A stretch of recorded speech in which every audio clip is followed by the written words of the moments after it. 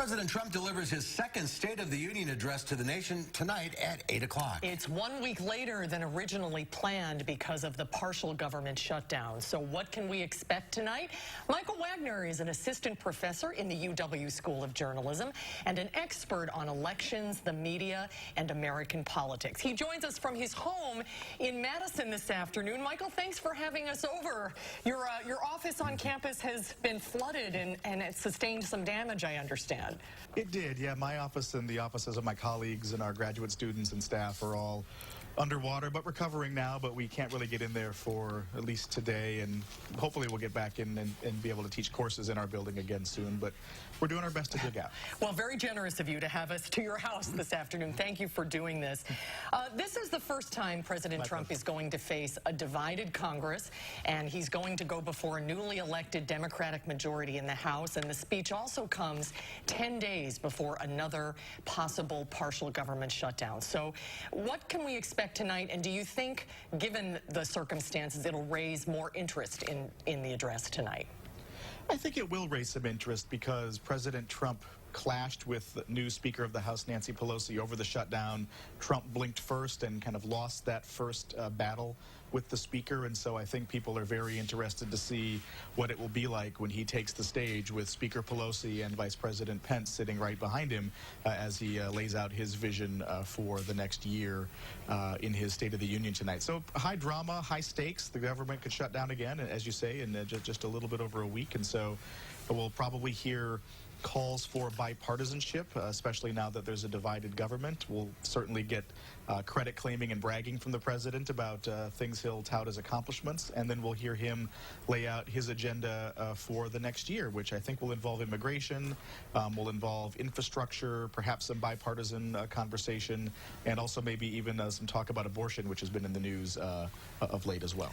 What do you think he really needs to accomplish tonight to get this government operating again? Well, State of the Union speeches are a chance when the president can let people know there are things that have gotten accomplished. Public opinion of the president is pretty low. Public opinion of government in general isn't great right now, and so touting what the government has accomplished is something you can do in the State of the Union. You can lay out your vision of the future, but also call upon the people to participate in the governing of the future. And so some of the best State of the Unions tend to have an appeal to the public to participate in some kind of way. And oftentimes presidents go on a little barnstorming tour after they give the speech, and so it'll be interesting to see if President Trump follows that strategy or follows one of his own, which is a hallmark of his service as president. That's always interesting to watch, you know, what statements get applause, who stands up, who doesn't. I mean, the people watching is usually pretty good. It really is. You know, usually the president's party is full-throated and excited and clapping and cheering and standing, and then you'll see the other side often sitting on their hands, but every so often clapping, sometimes ironically clapping at the president and mocking the president in some way. That's happened to President Obama and President Trump, among others, who give this speech. And so there are times when everybody stands up and cheers, and there are more times when one side is happy and the other side is sitting on their hands and scowling.